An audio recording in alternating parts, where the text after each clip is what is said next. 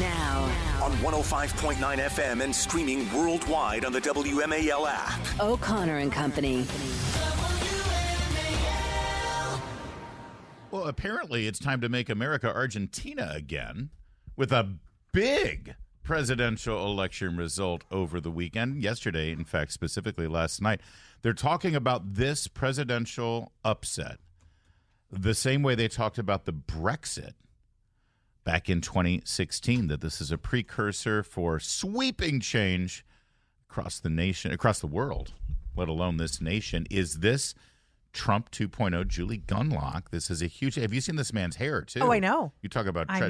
Trump has the hair as well. They are a match made in heaven. This is a thing. They're already calling him a far right-wing extremist. He's hardly that. He's a libertarian, but... There's much to say about the new president of Argentina and what it might mean, maybe, for things here in the U.S., considering they've got a little bit of an economic crisis down there in Argentina. That's all coming up this morning on a busy Monday, Thanksgiving week. Thanks for joining us. It's O'Connor and Company. I'm Larry O'Connor. As I mentioned, that's what's your name again? Well, you took a few days off. Yeah, just a little vacation. Julie Gunlock's back, and it's good to see you all healthy and happy. Thank you. I'm very happy to see you back on your feet, although you are sitting down. At 7:05, Joe DeGenova will join us. 8:15, Trevor Maddich on, I'm not even going to mention that team's name at this point, the way they performed yesterday. 8:35, Senator Rand Paul, brand new book, Deception, all about Anthony Fauci, the Fauci. That's all coming up. But there's a poll here that I wanted to discuss. I'm not a big poll guy. Number one, because this is radio, and it's hard to do numbers. And I was told specifically when I took Larry, this job. they're always so accurate. Yeah, I don't know why you don't and there's like polls. that, yeah. And I was told there would be no math in this job. That was actually in my contract. That said, this poll, and also presidential polls, first of all, a year out, you know. I know, yeah. And also, there are always national polls for presidential polls. And I don't know if you've noticed, Hillary Clinton still hasn't gotten the memo. You don't elect a president by national vote. That said, we're going to talk about the poll. Well, this poll is not a presidential poll necessarily. I mean, it is going to affect the presidential election. But this is a poll of a question that they've been asking since 1990. And that's a long time ago, believe it or not. That's 33 years ago. Every 30, well... I was an adult. I know. It's so depressing. I don't want to talk about it. Since 1990, they have been polling on a regular basis this question: do you feel confident that life for your children's generation will be better for your generation? Right. Now, we, of course, come from the greatest generation, Generation X. We are Reagan youth, basically. Yes. Now we're in charge. Although they want to just overlook us, don't they? They're like, okay, we're done with the boomers now. They always Let's go to the millennials. But that's what our parents kind of did. Our parents kind of ignored us. Exactly. And so does everyone now. So. Do you have some things you need to get off your chest? Hi, Mom. But no, I mean, Gen X in general, like True. They were kind of left. We just put our heads down. We did our business. They were raised with sort of free range concepts before it was a thing. Although, if you judge a generation by the children they raise. That's exactly what I was going to say. We need to stop saying that Gen X is so cool because we were crap parents. All right. So moving on. on. Since 1990, they've been asking this. Do you think your children's generation will have it better off than your generation? I assumed that the poll would say that it would be a very small number that believe that our children will have a better life. Okay. But I didn't realize it. 19%. Only 19% of Americans right now believe that their children's generation will have a better life than their generation. And oftentimes one describes the American dream in many different ways, but one of them is that you can build a life and you can be successful so that life is better for your own children. It's sort of part of what we're all raised with. You do the right thing, you work hard, you save your money, you create an example for your children to live up to, and they'll have an easier go than you had. When only 19% of Americans believe that, it is sort of mind-blowing, and it pretends something really bad for the people who are currently in charge of the direction we're going. And make no mistake, the people who are currently in charge of the direction we're going want to sell you on a bill of goods that everything's great, everything's rosy. In fact, we need to double down on the policies that we've come up with. And, oh, by the way, these are the people who have been basically in charge for the last 60 years. Yeah. So I feel like I'm very much a happy warrior. I've always appreciated that you're not an Eeyore, that you always remind people, like, look, there's positive things out there. Let's not be an Eeyore. It is increasingly hard today. I think after the last election, you had to really sort of say, Julie, don't be an Eeyore. But in general, I find myself more often than not in despair and worrying about my own children. It's hard to deny that things are not going in the right direction. The only optimism I can muster right now about where we are in this country is that we're still better off than other countries. It's like, where would you go right now? Where would you move right now? That's why I think it's so interesting that you say that, because so many times when I see these horrifying stories, things that just disappoint, whether it's the border or crime or fentanyl or this kind of woke fever that's overtaken the country, I think, well, where would we go? Right. Canada? Right. It's not like there's any place anyway. So I still believe that we're the best hope to turn things around. And I think that if we get back to our fundamentals and what this nation was built on and what has worked in the past, things could be better. I think this also speaks not necessarily of where things are right now for the Generation Z, Zoomers, or even those who are younger than Generation Z. They haven't named them yet. But I think it also speaks to how good things were for us. You know what I mean? This is a comparison poll. It's not just about how bad things are, but how bad is it compared to where you were? And think about where we were when we were teenagers. We had Ronald Reagan, Margaret Thatcher, and John Paul II. We were on the verge of defeating the Soviet Union, and we were looking at some pretty great economic prosperity. So things were super good then. Yeah, but I think one thing that's interesting that you say is also it's the question of whether it's already gone. Because you're saying whether you can't even salvage it. Exactly. Like you're kind of saying, well, we're going to turn this around and things will get better. I think there is an element of, really? Is it? Have we lost it already? Yeah. I mean, when you get to the point where they're handing out porn in school libraries, you're sort of like, wow, we've gone way too far. Is this salvageable? Well, and I think that, again, my life experience is yes, because things have to get that bad for a earth-shifting change to occur. Things need to get so bad in Ed Koch and David Dinkins' New York that even New Yorkers vote for a Republican, Rudy Giuliani. Things need to get so bad in Tom Bradley's Los Angeles that even left-wing Angelenos vote for a Republican, Richard Riordan, and a Republican governor, Pete Wilson. People don't forget, again, in our lifetimes, in the mid-'90s, there was a Republican governor and a Republican mayor in California and Los Angeles, respectively. So I think when things get that bad, things can't shift. When things got so bad under under Jimmy Carter, rest in peace, First Lady Rosalynn Carter, things got so bad under Jimmy Carter that our nation turned to Ronald Reagan. And within 4 years of that first Ronald Reagan election, he won 49 out of 50 states. I still believe that when things get so bad, we then fall back, this country does. Or those people who are the silent majority actually are silent no more, and they step up and get involved. But let's see, because there's also an accompanying presidential poll that goes with this 19% of Americans saying that they feel confident that life will be better for the kids they're raising. A presidential poll goes with that, and we'll tell you those results in a sec. But first, it's 5:15. WMAL traffic and weather every 10 minutes. First on the fives. This is a funky week, Jamie Whitten, because it can be low volume because of the holiday, but also people are getting places, they're getting to the airport, they're getting out to grandma. WMAL. Making sense of the news. Live from the Home Paramount Pest Control Studios. Home Paramount, the leader in pest control since 1939. Stream us live online wherever you are, whenever you want. Download the new WMAL app today.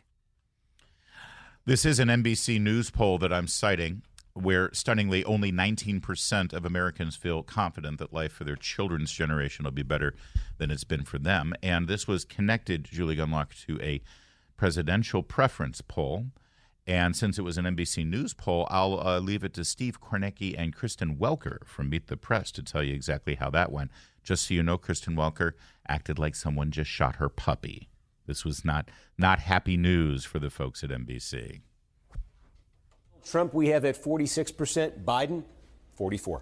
And this is significant because this is the first time in the history of our poll that former President Trump beats President Biden, still within the margin of error, but still significant. Yeah, 2019, 2020, when Trump was president, he trailed all of them. This year, he's trailed all of them in our poll. First time in more than a dozen polls we've seen a result like this. Some of the other ingredients that go into that, Biden has long had an advantage over Trump on likability. Look, at the start of this year, 39% said they had a positive view of Biden, barely 30% of Trump. We've seen consistently a gap like this. Now, the gap is gone. 36 positive on both, and actually Biden 1 point more negative than Trump. That's been a significant advantage for Biden. Our poll says that advantage, at least for now, may be gone. And we talked about younger voters. Did you hear Kristen Welker there? I want to move on to the younger voters. Did you hear go, oh, like a gut punch. He has no advantage on likability. Oh. What is that? Yeah. She's the objective bipartisan moderator for debates, isn't she? Yeah. Foreign policy, and it's true on a host of other topics. Disaffected with Joe Biden. We have 46% for Trump, 42% for Biden among the youngest voters. The youngest voters in the 2020 election were Biden plus 26. This could be a massive sea change. Yeah, it is. And when you look at, you break it down not just age-wise, but also race-wise, again, a huge sea change happening, more for Latino voters than for African-American voters, but that's also swinging too.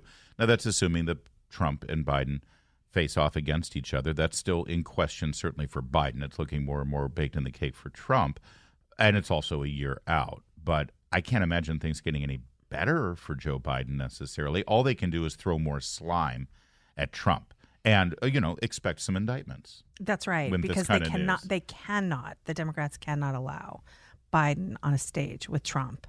I mean, the differences will be so clear at that point if they share a stage. Right. So you're going to see more panicked indictments, more, and, And the rationale there would be, I'm not going to debate this man who's been convicted on federal charges. I won't share a stage. I'm the president of the United States. It's beneath my dignity. That's right. That's right. So that they can't see a side-by-side comparison. Mm-hmm. Yeah, I think you're probably right. Yeah. You're probably right about that. Meanwhile, expect the mainstream media to do whatever they can to try to right this ship. Well, it's and interesting. It's going to get uglier that and uglier. Grunt that we heard. Yeah. We've seen it a couple times. The media's even posed questions. With everything we've done, right? How is this happening? Well, Jonathan Karl just admitted that he wrote his new book about the Trump presidency specifically to warn the American voters about who Trump is. It's like, oh, thank you, Mr. Bipartisan White House reporter. Yeah. So you can tell there is just complete confusion and consternation on the part of the media after everything they've done, after these indictments. How in the world are these polls coming out showing such favorability to Trump?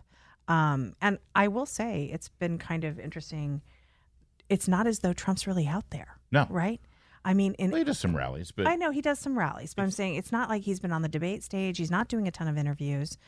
He's being very choosy with who he does interview with. And obviously, he's got these indictments and these gag orders and other things he's got to deal with. So that makes sense. But the media is just gritting their teeth. They can't. This likability number, just so you know, isn't really about Trump being more likable. It's about Biden. Finally, people saying, this guy's an idiot. He's a jerk. Yeah, he's a real 521. Well, I just compared the times we're living in to the Carter era, and I didn't mean to do that in such a offensive and negative way if fans of President Carter are listening, because we did learn overnight, late last night, that Rosalynn Carter passed away, and I apologize. I was using the Carter era as a comparison to where we are right now, and that's just the reality of the situation. But Rosalynn Carter has passed away at the age of 96. It was announced that she entered hospice on Saturday, I believe, and 48 hours or less than 48 hours later, she had passed away, which is astounding because former President Jimmy Carter entered hospice I want to say 7-8 months ago. Yeah. Maybe even a year ago. Yeah, I thought so. I remember right. But at the age of 96 now, Rosalynn Carter has passed away. She also, not only was the first lady, but also was a constant companion through President Carter's entire career. They got married when he was in the Navy. And 1940 something. Yeah. 46. And obviously served as First Lady for that one term in the late 70s, and then dedicated herself to the Carter Center. And Habitat for Humanity. And all the various philanthropic endeavors that President Carter she had pursued. The family announced that she had dementia, but was continuing to live at home. So kind of a surprising, quick decline there. To have just entered hospice care and died so quickly. So. Yeah, Jimmy Carter, who's 99 now, he went into hospice in February, so it was way more than 6 months ago. I mean, we're coming on almost a year. And so obviously this is going to affect him quite a bit too, and we shall see. But First Lady Rosalynn Carter, rest in peace. It's 5. WMAL FM, Woodbridge, Washington, a Cumulus media station. Making sense of the news. News Talk 105.9. News now On 105.9 FM and streaming worldwide on the WMAL app. O'Connor and Company. It's 5:36. It's O'Connor and Company. Larry O'Connor with Julie Gunlock. And coming up this morning, well, first of all, we've got Joe DeGeneva because it's Monday, and it's Joe DeGeneva. 7:05, 8:15, Trevor Maddich, and 8:35, Senator Rand Paul. I bet Rand Paul, Julie Gunlock, is pretty excited about the new president of Argentina. Mm-hmm. Everyone's saying, oh, he's like Trump. He's like Trump. No, he's actually more like Rand Paul than anyone else. He is a libertarian who wants to cut the size of the federal government. He ran, his name, by the way, is Javier. He's got some differences. I mean, he's, like Javier Milei. Yes, like Rand Paul. I mean, you're right that he's very similar. He's pro-life and a libertarian. He's a pro-life libertarian. Yes. A talk radio host, by the way. That's right. So think Mark Levin with a wig, a really, really bushy wig. Javier Milei won against a Peronist. Juan Perón. It's like, I've seen the musical. I thought that was over, right? Oh, yeah. Yeah, but the Perón party is still a thing. Yes, and the influence is a big thing. Of course, very much a basically quasi-fascist. Well, he was married to Madonna. Okay. That was a movie. Quasi-fascist sort of, corporate oligarchs who are embedded and wedded to the federal government. God, this sounds familiar. Interesting. And what they've seen right now is 40% of the Argentinian populace in poverty. They've seen 150% inflation in Argentina. And this is a nation with incredible natural resources with beef and gold and oil. Oil. Oh, my gosh. There's no reason why Argentina shouldn't be and a history of incredible wealth at the turn of the 20th century. So except when the government gets involved. But then they flirted with socialism. They flirted with fascism. They didn't flirt with it. They full on implemented it. So, it's very sad when you look at the early 20th century, how wealthy it was, how good its peoples lived, and the potential there, and then it was all lost. So Javier Milei is he's an economist. Yes. He's an economist and a talk show host. Yes.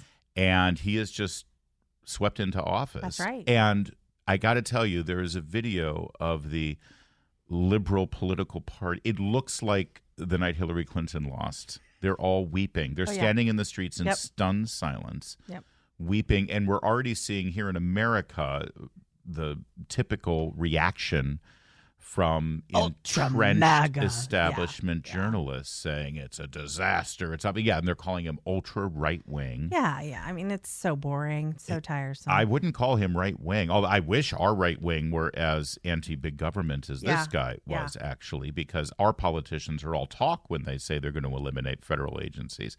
This guy, there is a video of him going through like one of those felt boards that have. Or it might be like a dry erase board with magnetic labels for various ministries of this and ministries of that. And he takes the label of the Ministry of, Culture and Diversity, and he goes, gone, done, Zero. Done. He's like, this is what I'll do if I'm president. Yep. And he just starts eliminating all of these agencies, and it's cathartic to see. Yeah, he's also huge critic of Pope Francis, which I find kind of fascinating, given that Pope Francis is from Argentina and is, obviously, much loved in Argentina. But this guy has been very critical of what he calls the Pope's sort of socialist, communist speeches and policy preferences, and that didn't hurt him in the polls either. So no, exactly. Think about that as running as an Argentinian in a very Catholic nation that obviously takes some national pride in the fact that the Pope is from their nation. He opposes and has been critical of Francis and wins anyway. Yep. That tells you something. Ian Bremmer, who calls himself a political scientist and teaches at Columbia, he took to Twitter and said, Milei, the self-declared anarcho-capitalist, has won as president of Argentina. Economic collapse coming imminently. God. Well, the fact is the economic collapse is already there. That's why the people elected this man, because he was running against the guy who says business as usual, where, just stay the course, which is exactly what Biden is doing. A lot of people are looking at this, Julie, and saying this reminds us of the Brexit vote. Yes. This earthquake, this political earthquake that first started in a foreign nation, but then was reverberated right here in America with the election of Donald Trump. And make no mistake, this guy, Milei, was running against the establishment figure, the anointed one who would just...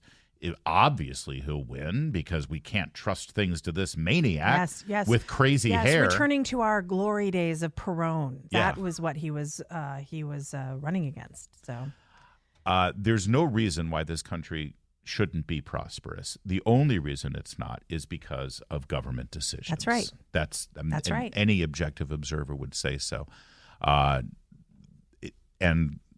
Milei has also been a real critic of woke culture, which I think is also very interesting because, here in this country, we have these very, establishment Republicans who are like, I don't get into these, social issues, or not social issues, these culture issues. Like I always say, I stay away from the culture. Not Milei. He dove right in. He has been a huge critic of woke culture there in Argentina.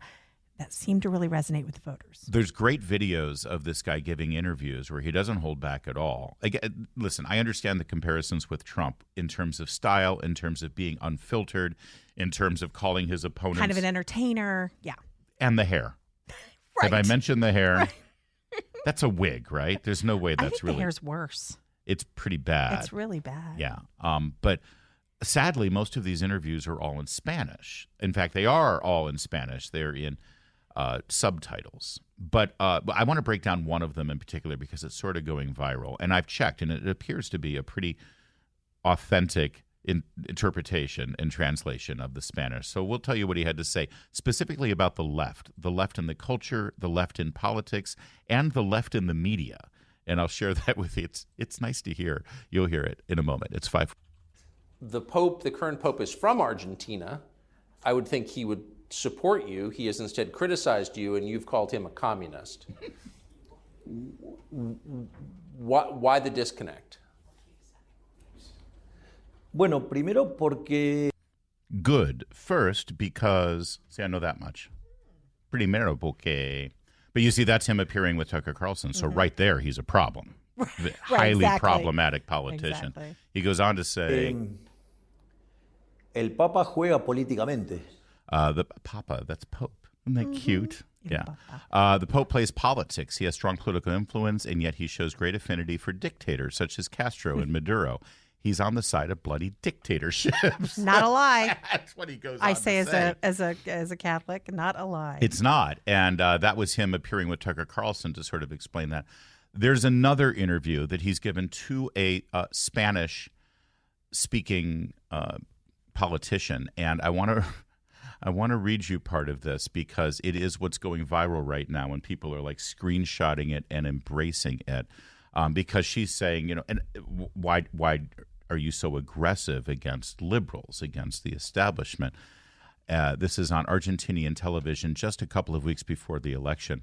He said, you can't give bleep leftards an inch. All the bleep is by the word that begins with S. all collectivists, all kinds of collectivists, they are bleep, the same word again. If you think differently from them, they will kill you. This is the point. You can't give bleep leftists an inch. If you give them an inch, they will use it to destroy you. You can't negotiate with leftards. I don't know what Spanish is for leftards, but this is how the translation has come through. You don't negotiate with trash because they will end you. He, again, is not wrong. Well, he is not wrong. If they, the left, if it's one of them, he puts on the pro-abortion green scarf and yells about neoliberalism all the time. They hide it. If suddenly there's a journalist that molests another journalist, they hide it. When it's one of them, they hide it. They hide all of those aberrations. Now, if you're on the other side, they will ruin you. They will kill you. They will throw you everything. They don't care if they ruin your whole life. Why? Only because you don't think like them. Does that sound familiar what? It's really Hi, cathartic. J6. He goes on. And do you know what's the good part in all of this? Because since to err is human, since everyone can be mistaken, they force us to be better. And since we're getting better than them, since we are crushing them in the cultural battle, we're not only superior economically, we are morally superior. We are aesthetically superior. We are better than them in everything, and that triggers them. And since they can't beat us with real arguments, they just use the repressive apparatus of the state with loads of taxpayer money to destroy us. And yet they're still losing. He went on to say in Spanish, you won't get tired of all the winning. No, I'm kidding. He didn't say that. No, part. that was Trump. That was Trump. You know, this is the kind of thing where I sometimes wish Trump could lay it out. A little Well, bit. he says it pretty close to that. You're right. You're right. He does. But boy, that is. It's spot on. And again, for those who want to look at this as maybe a precursor to what could happen next November and the direction this country is going, because things have gone so drastically to the wrong side, not just economically. And the economics, listen, if inflation weren't 150% in Argentina, this probably wouldn't have happened. But when you add to that the inability to define what a man is, the danger that our young girls pose. And again, what he just laid out there in my translation that I just read, that if you oppose them or raise an objection, they will destroy you. They will destroy you. I think most Americans, the majority of Americans at least, are looking at that saying, no, this has got to stop. And that's why, to go back to our first subject this morning about finding some optimism in the current state of affairs in this country, I think things need to get that bad before people start to pull the ripcord and say, all right, enough is enough. We're back to the Flight 93 election that we discussed back in 2016.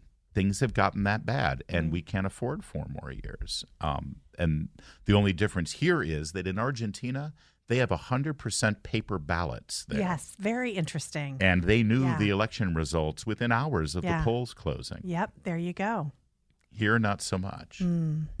Fascinating. Yeah, it is. So, oh, by the way, this guy also put out on social media on X.com this weekend, now Trump 2024. So he is very much a pro-Trump international politician. Wait for more well. indictments.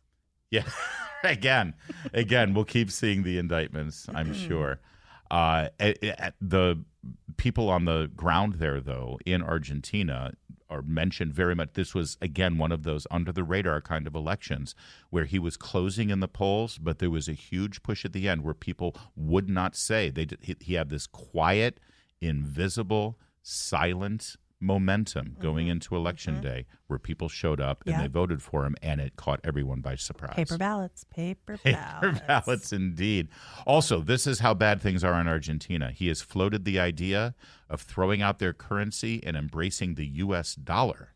Wow. So when things are so bad that they want to take the dollar, although we should be grateful because at least it's not the Chinese yuan. That's right. This could be actually a good thing. And what an international partner he could be for a new Republican president as well.